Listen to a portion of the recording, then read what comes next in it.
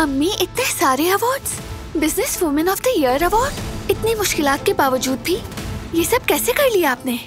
यहाँ तक जो मैं पहुँची हूँ सबका सेहरा अपने शौहर को देती हूँ, जो मेरे साथ खड़ा रहा।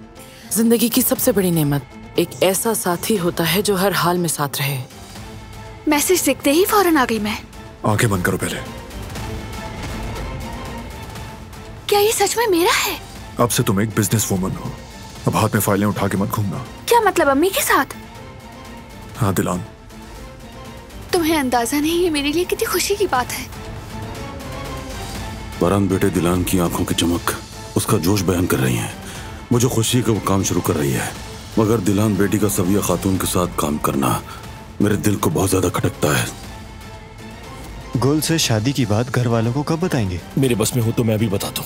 क्या कुछ पता चला फरात उस लड़की के बारे में? बहुत पहले ही निकाह कर चुके हैं वो दोनों।